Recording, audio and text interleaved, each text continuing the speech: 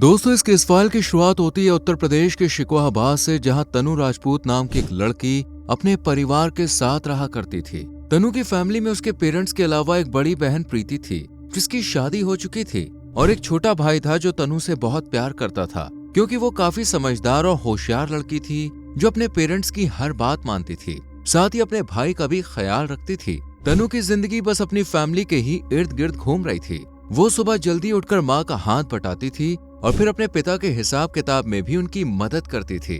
वहीं पिता, जिन्हें अब तनु की शादी की फिक्र सता रही थी, वो उसके लिए रिश्ते ढूंढना शुरू कर देते हैं और एक दिन किसी रिश्तेदार के कहने पर फरीदाबाद के रोशन नगर में रहने वाले भूप सिंह के घर पहुंच जाते हैं, जो अपने बेटे अरुण, बेटी काजल और पत्नी सोनिया के साथ रोशन नगर मोहल्ले में मकान नंबर 61 में रहा करते थे और इनका कपड़ों का कारोबार था।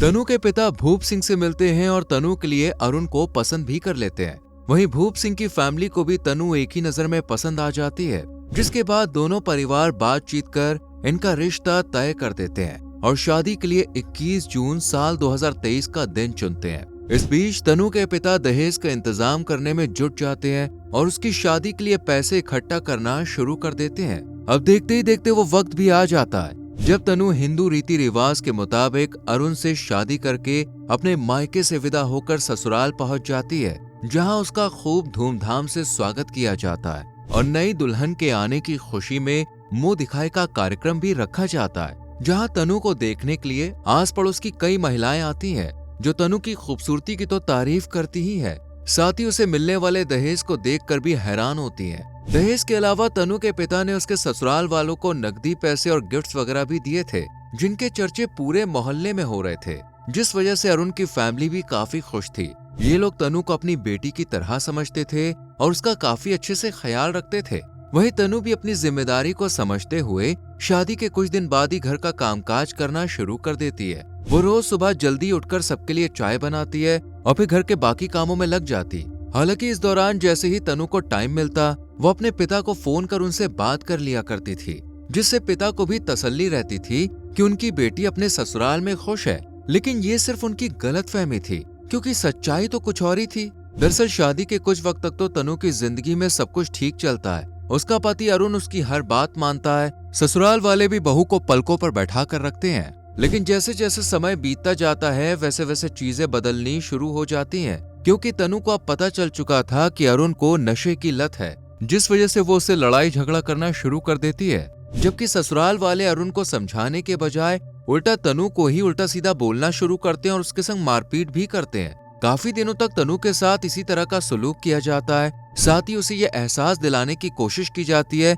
कि इन लोगों ने उसे अभी तक बहू के रूप में स्वीकार नहीं किया है, बल्कि तनु सिर्फ इनके घर में काम करने वाली एक नौकरानी की तरह है। तनु की सास उसे सुबह से लेकर शाम तक घर के कामों में उलझाए रखती थी, जिस वजह से तनु को अपने घर वालों से भी बात करने का टाइम नहीं मिल पाता था। लेकिन वो फिर भी उनसे कुछ नहीं कहती थी, बस चुपचाप अपने काम में लगी रहती थी, क्योंकि उसे कहीं ना कहीं अपने पिता की फिक्र थी, जिन्होंने इतनी मुश्किल से तनु की शादी कराई थी। इसलिए वो उन्हें अपनी हालत के बारे में बताकर परेशान नहीं करना चाहती थी। पर तनु के लिए ये सब बर्दाश्त करना अब मुश्किल होता जा रहा था। इसी दौरान तारीख आती है 12 फरवरी साल 2024 की। सुबह का वक्त था। अरुण किसी काम से घर से बाहर गया हुआ था, जबकि तनु रोज की तरह ही सुबह से ही किचन के काम में लगी हुई थी। वो चाय का कप लेकर अपने ससुर भूप सिंह के पास उन्हें देने के लिए आती है, लेकिन गलती से अचानक वो कप गिर जाता है और ये देखकर भूप सिंह गुस्से से तिलमिला उठता है और बिना कुछ सोचे समझे एक जोरदार तमाचा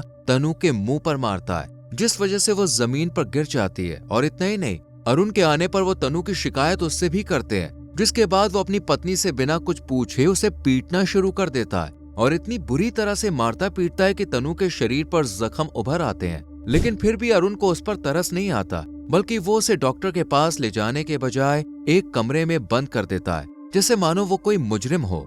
लेकिन अब सवाल ये भी उठता है कि आखिर भूप सिंह ने एक चाय का कप गिरने पर इतना बवाल क्यों मचाया? कहीं इसके पीछे कोई और तो वजह नहीं थी? तो आपको बता दें, असल में भूप सिंह की नीयत में खोट था। तनु जब से इस घर में शादी करके आई थी, वो तभी से उसके ऊपर गंदी नजर रखे हुए था। भूप सिंह किसी न किसी बहाने से तनु के करीब जाने की कोशिश करता था और इस बात का अंदाजा कहीं न कहीं तनु को भी हो गया था। इसलिए वो अपने ससुर से दूरी बनाए रखती थी जो कि भूप सिंह को पसंद नहीं था। वो चाहता था कि तनु उसकी हर बात माने, वो जैसा करने के लिए कहे वो ठीक वैसा ही करे, लेकिन तनु हर बार उसकी बात का विरोध करती थी, जिस वजह से भूप सिंह के दिल में उसके लिए नफरत पैदा हो गई थी। इसलिए वो तनु से बदला लेने के बहाने ढूंढता था, जैसा कि उसने आज किया। पर तनु की सहन करने की शक्ति अब खत्म हो चुकी थी, इसलिए वो अपने घर फोन कर अपने पिता को सारी बात बता देती है। बेटी की हालत के बारे में सुनते ही पिता भी उसी दिन फरीदाबाद के लिए निकल जाते हैं, जहां पहुंचने के बाद वो तनु के ससुराल वालों से बिना कोई सवाल जवाब किए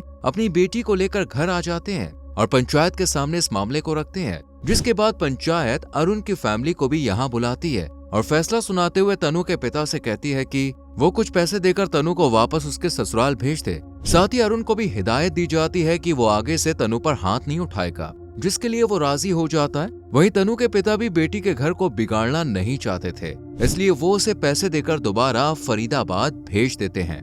थोड़े दिन तक तो सब कुछ ठीक रहता है, लेकिन फिर अक्टूबर साल 2024 में तनु दोबारा मायके आ जाती है, यानी अभी उसके ससुराल वालों में कोई बदलाव नहीं आया था। जिसके बाद एक बार फिर से पंचायत बैठाई जाती है और तनु को वापस उसके ससुराल जाने के लिए कहा जाता है। लेकिन इस बार अरुण के घर वालों ने कुछ और ही प्लान बना रखा था। वो पंचायत के कहने पर तनु को अपने घर ले जाते हैं और उसके साथ बहुत अच्छे से बर्ताव करते हैं, जैसे पहले कभी इनके बीच मानो कुछ हुआ ही ना हो। वहीं सोनिया, जो अपनी बहू को एक आंख नहीं भाती थी, वो उसकी देखभाल करना शुरू कर देती है। ये देखकर तनु को लगता है कि शायद उसके ससुराल वालों में अब सुधार आ गया है, और वो ये बात जब अपने पिता को बताती है तो वो भी काफी खुश होते हैं। लेकिन उन्हें इस बात का जरा भी अंदाजा नहीं था कि वो अपनी बेटी से आज आखिरी बार बात कर रहे हैं। इसी दौरान तारीख आती है 23 अप्रैल साल 2025, जब तनु अचानक अपने ससुराल वालों को बिना बताए घर से कहीं गायब हो जाती है। ये देखकर अरुण उसे कॉल कर ये पता करने की कोशिश करता है कि आखिर वो कहाँ है, पर तनु का फोन स्विच ऑफ बताता है। इसके बाद अरुण आस पड़ोस के लोगों से उसके बारे में पूछता है कि क्या किसी ने उसे देखा है,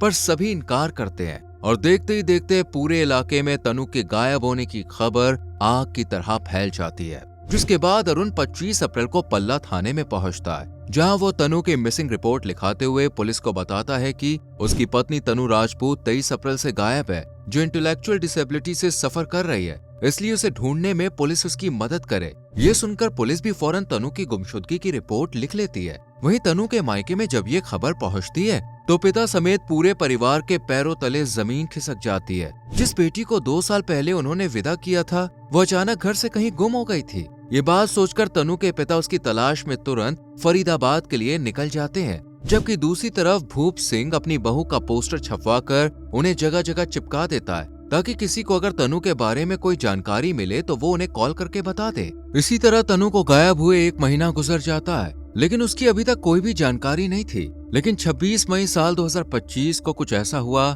जिसने इस केस का रुख ही बदल दिया। दरअसल तनु के पिता को घर के बाहर एक लेटर रखा मिलता है, जिसमें लिखा था कि मुझे एक लड़का पसंद है जो कंप्यूटर इंजीनियर है और मैं उसके साथ घर छोड़कर चली गई हूँ। हालांकि वो 2 बार उनसे मिलने के लिए भी आई थी, लेकिन आंख न मिला पाने के डर से वापस चली गई। अब वो फिर से उन्हें लेटर लिखेगी और पूरी बात बताएगी। तनु के पिता ने ये लेटर पुलिस को थमा दिया और अपनी बेटी को जल्द से जल्द तलाश करने के लिए कहा, पर पुलिस तो जैसे मानो हाथ पर हाथ रखे बैठी थी। वो तनु को ढूंढने में जरा भी दिलचस्पी नहीं ले रही थी, जिस वजह से 2 महीने ऐसे ही गुजर गए। इधर पुलिस के पास सबूत के तौर पर बस वो लेटर ही था, लेकिन उसमें जो शब्द लिखे हुए थे उन पर तनु की फैमिली को यकीन नहीं था, क्योंकि वो लोग अच्छी तरह से जानते थे कि उनकी बेटी ऐसा कदम कभी नहीं उठाएगी, बल्कि उन्हें तो ये एक सोची समझी साजिश लग रही थी, जिसके पीछे तनु के ससुराल वालों का हाथ था। इसलिए वो पुलिस से ससुरालियों से पूछताछ करने के लिए कहते हैं, लेकिन पुलिस उनकी बात को इग्नोर कर देती है। ये देखकर तनु के पिता अब खुद ही अपनी बेटी को तलाश करने का फैसला करते हैं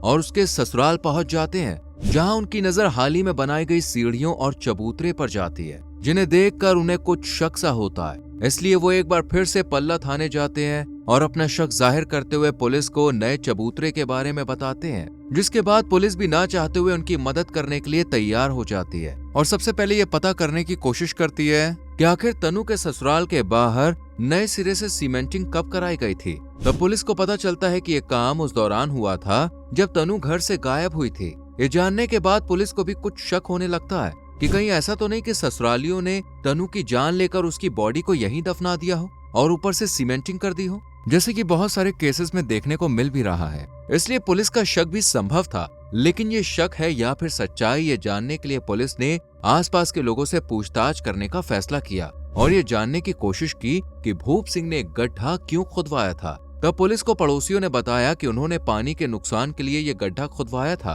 और 2 दिन बाद उसे भरवा भी दिया। लेकिन जब पुलिस ने गड्ढा खोदने के बाद उस जगह की सीमेंटिंग करने वाले राजमिस्त्री से बात की तो उसने पुलिस को कुछ ऐसा बताया जिसने पुलिस का शक यकीन में बदल दिया। दरअसल राजमिस्त्री ने पुलिस के सामने खुलासा करके कहा कि भूप सिंह ने गड्ढा तो घर से निकलने वाले पानी की निकासी के लिए ही खुदवाया था, लेकिन गड्ढे को भरने और ऊपर से सीमेंटिंग करने के लिए उसने राजमिस्त्री को जिस दिन बुलाया था उससे पहले ही इस गड्ढे को भर दिया गया था और इसके ऊपर ईंटें रख दी गई थी। ये देखकर जब मिस्त्री ने भूप सिंह से पूछा कि उसने गड्ढा अचानक क्यों भर दिया तो इस पर उसने बताया कि अभी उसने काम रोक दिया है, इसलिए अब तुम इस जगह पर सीमेंटिंग करके नई सीढ़ी बना दो। अब क्योंकि राजमिस्त्री को इस काम के पैसे मिल रहे थे तो वो सीमेंटिंग करके यहाँ से चला जाता है, लेकिन पहले गड्ढे की खोदाई और फिर अचानक उसे भर देना, ये बात पुलिस को काफी अजीब लग रही थी। इसलिए पुलिस ने गड्ढे की खुदाई करने का फैसला किया, जिसके बाद आखिरकार खुदाई शुरू हुई और नतीजा वही हुआ जिसका डर था। 23 अप्रैल को गायब हुई तनु 20 जून को एक बॉडी की शक्ल में बरामद होती है,